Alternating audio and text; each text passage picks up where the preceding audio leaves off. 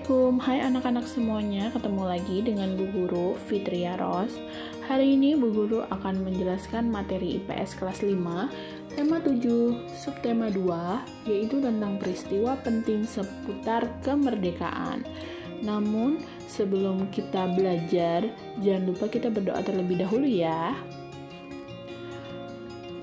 Oke anak-anak, di sini Bu Guru akan menceritakan sejarah lagi nih. Jadi mohon maaf jika agak boring nanti mendengarkan materinya ya. Tapi ini harus kalian ketahui karena tanpa peristiwa-peristiwa ini negara kita ini tidak akan merdeka.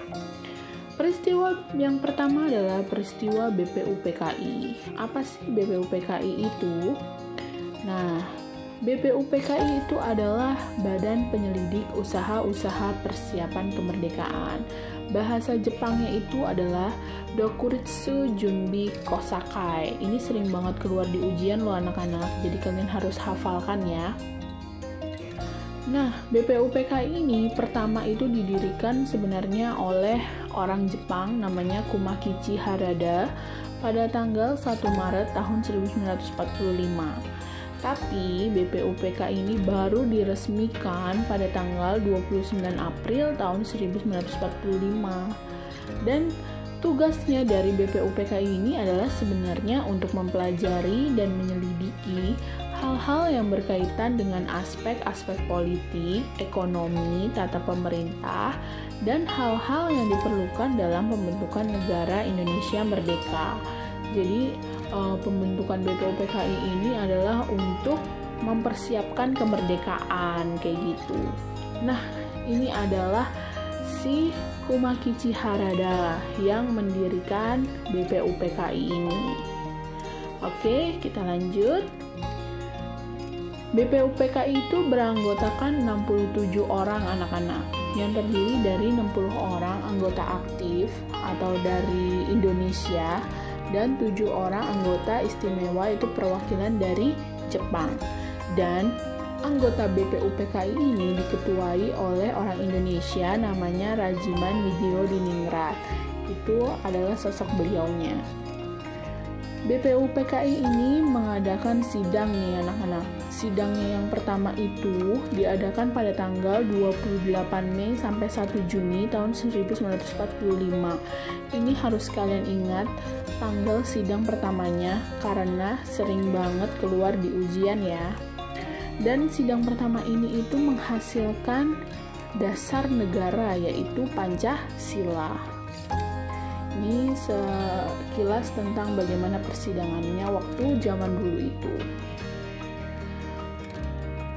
Kita masuk ke persidangan BPUPKI yang pertama. Sidang pada tanggal 29 Mei tahun 1945, Profesor Muhammad Yamin berpidato mengemukakan gagasan mengenai rumusan 5 asas dasar negara Republik Indonesia. Nah, ini harus kalian ingat, asasnya si Muhammad Yamin itu depannya ada peri-perinya. Jadi yang pertama itu peri kebangsaan, peri kemanusiaan, peri ketuhanan, peri kerakyatan, dan kesejahteraan rakyat. Ini yang ada peri-perinya ini adalah asas yang dikemukakan oleh Profesor Muhammad Yamin. Lalu, sidang pada tanggal 31 Mei, Dr. Supomo itu mengungkapkan asasnya juga nih tentang dasar negara. Nah, di sini dia itu singkat-singkat banget anak-anak. Yang pertama itu adalah persatuan. Yang kedua itu adalah kekeluargaan. Yang ketiga adalah keseimbangan lahir batin. Yang keempat musyawarah. Dan yang kelima keadilan sosial. Jadi beda ya antara Muhammad Yamin dengan Supomo, itu beda banget asas yang mereka keluarkan. Lalu pada tanggal 1 Juni nih, Insinyur Soekarno berpidato juga nih mengeluarkan pendapatnya tentang rumusan 5 sila dasar negara kita. Nah, beliau ini mengungkapkan katanya yang nomor 1 itu kebangsaan Indonesia, nomor 2 internasionalisme dan perikemanusiaan, nomor 3 mufakat dan demokrasi, nomor 4 kesejahteraan sosial, dan nomor 5 ketuhanan yang Maha Esa. Kayak gitu. Nah, ini adalah Muhammad Yamin, ini adalah Dr. Supomo, dan ini adalah Insinyur Soekarno. Mereka bertiga ini mengemukakan asasnya tentang dasar negara di sidang BPUPKI yang pertama. Sudah paham ya anak-anak tentang sidang BPUPKI yang pertama? Lalu, apa sih hasil sidang dari BPUPKI yang pertama ini? Jadi masa persidangan BPUPKI ini dikenang dengan sebutan detik-detik lahirnya Pancasila, karena yang terakhir mengungkapkan asasnya itu adalah Presiden Soekarno pada tanggal 1 Juni. Jadi tanggal 1 Juni itu ditetapkanlah sebagai hari peringatan, yaitu hari lahirnya Pancasila. Pancasila sudah kalian ketahui ya, bahwa Pancasila itu sekarang ada 5. Nanti Ibu jelaskan kronologinya bisa menjadi Pancasila pada materi berikutnya. Nah, lalu ada masa sebelum sidang kedua BPUPKI. Jadi sebelum mengadakan sidang yang kedua BPUPKI itu ada ini nih, sampai akhir dari masa persidangan BPUPKI yang pertama itu tuh masih belum ditemukan titik temu kesepakatan dalam perumusan dasar negara Republik Indonesia yang benar-benar tepat, sehingga dibentuklah Panitia 9, yaitu ada Insinyur Soekarno sebagai ketua, Muhammad Hatta sebagai wakil, Raden Ahmad Subarjo sebagai anggota, Muhammad Yamin anggota, Kiai Haji Abdul Wahid anggota, Abdul Qohar anggota, Raden Abi Kusno anggota, Haji Agus Salim anggota, dan Muhammad Mr. Alexander Andres Maramis itu sebagai anggota juga.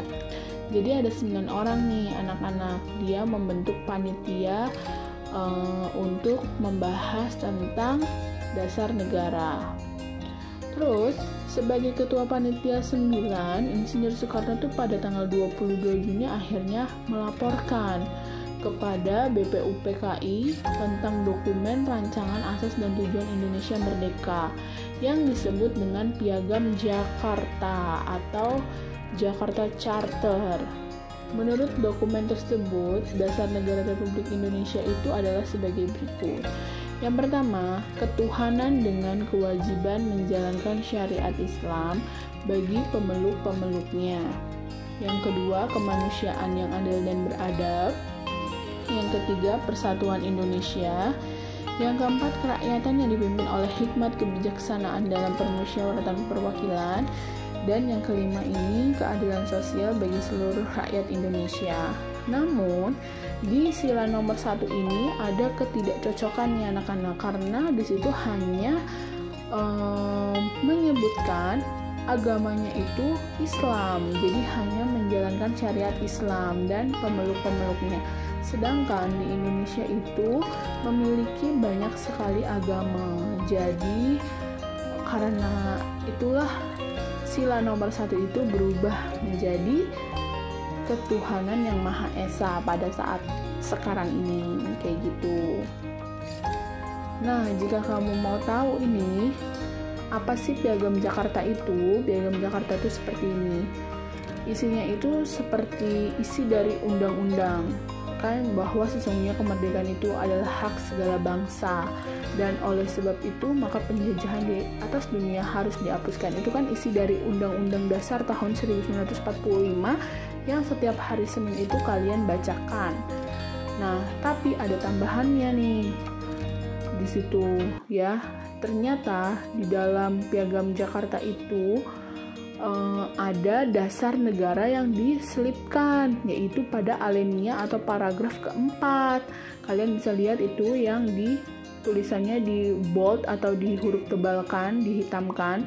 Di situ ada ketuhanan dengan kewajiban menjalankan syariat Islam dan pemeluk-pemeluknya menurut dasar kemanusiaan yang adil dan beradab, persatuan Indonesia, dan kerakyatan dipimpin oleh hikmat, kebijaksanaan dalam permusyawaratan perwakilan, serta dengan mewujudkan suatu keadilan sosial bagi seluruh rakyat Indonesia. Itu adalah real aslinya dulu yang ditetapkan oleh Panitia 9 ke BPUPKI pada tanggal 22 Juni 1945 yang dikenal dengan Piagam Jakarta. Dan kalian kalau mau kenal siapa sih Panitia 9 itu orang-orangnya, ini adalah mereka, muka-muka mereka yang sangat berjasa untuk membuat Piagam Jakarta ini. Dan sekarang Piagam Jakarta ini menjadi pembukaan Undang-Undang Dasar 1945 dan pada alinea keempat sekarang menjadi dasar negara, yaitu Pancasila.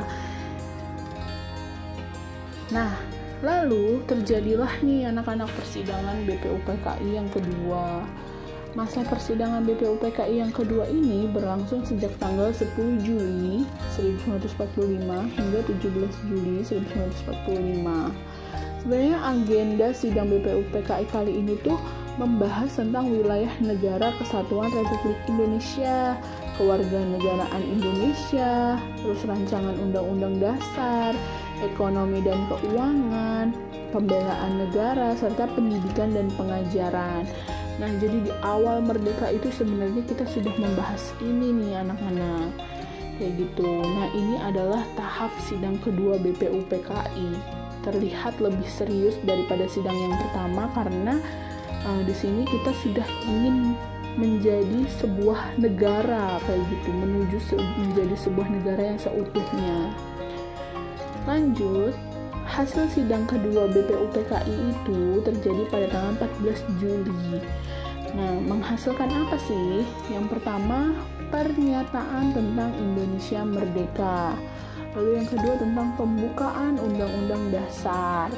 Yang ketiga tentang batang tubuh Undang-Undang Dasar yang kemudian dinamakan dengan Undang-Undang Dasar 1945 yang isinya meliputi, di situ tuh ada wilayah negara Indonesia adalah sama dengan bekas wilayah Hindia Belanda dahulu ditambah dengan Malaya, Borneo Utara yang sekarang itu Sabah dan Sarawak di Malaysia, serta wilayah negara Brunei Darussalam, lalu Papua Timur maksudnya yang sekarang adalah Timor Leste dan pulau-pulau di sekitarnya. Jadi ternyata Indonesia dulu tuh banyak banget. Namun karena timbul negara-negara baru alias pulau yang memisahkan diri dari Indonesia seperti Timor Leste, itu tadinya kan Timur itu negara Indonesia, namun karena dia ingin memindahkan sendiri atau membebaskan diri atau memerdekakan diri sendiri, akhirnya mereka menjadi satu negara baru yaitu Timor Leste. Kayak gitu. Ini awalnya tuh negara Indonesia seperti ini. Dan bentuk negara Indonesia itu katanya negara kesatuan. Kayak gitu. Nah, lalu bentuk pemerintahannya itu dia republik. Jadi bentuk pemerintahan itu kan macam-macam ya anak-anak. Ada monarki, ada republik dan sebagainya. Kita republik. Dan bendera nasional Indonesia adalah namanya itu Sangsaka Merah Putih. Sebenarnya itu namanya itu. Dan bahasa nasionalnya adalah bahasa Indonesia. Nah, ini nih tadinya di batang tubuh itu terbentuknya baru 5 undang-undang ini. Karena di amandemen diperbaharui sampai sekarang pasalnya udah banyak banget yang ada di undang-undang. Kayak gitu. Itulah bagaimana sejarah terbentuknya bangsa Indonesia ini sebelum merdeka anak-anak. Begitu sulit, begitu banyak perjuangan, mulai dari perjuangan otak, pikiran, tenaga, darah, sampai jiwa raga semuanya ditumpahkan demi terciptanya kemerdekaan negara. Oke, kita lanjut. Peristiwa PPKI. Nah, jadi setelah BPUPKI terbentuklah PPKI. Apa sih PPKI itu? PPKI itu adalah Panitia Persiapan Kemerdekaan Indonesia atau yang biasa disebut sebagai bahasa Jepangnya Dokuritsu Junbi Inkai. Nah, ini tuh dibentuk pada tanggal 7 Agustus tahun 1945. PPKI ini diketuai langsung oleh presiden kita yaitu Soekarno. Dan anggota PPKI ini berjumlah 21 orang pada zaman itu. Lalu PPKI ini setelah selesai kan, tuh sudah merdeka ceritanya kita. Pada tanggal 29 Agustus itu PPKI dibubarkan karena tugasnya itu sudah selesai. Nah, apa sih tugas PPKI di awal? Tugas PPKI di awal itu yang pertama adalah meresmikan pembukaan atau bahasa Belandanya adalah preambule. Itu pembukaan Undang-Undang Dasar serta batang tubuh Undang-Undang Dasar 1945.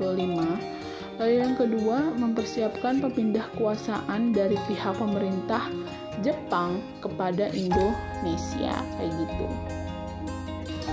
Nah, itu adalah Presiden Soekarno. Lalu, hasil sidang PPKI itu apa sih?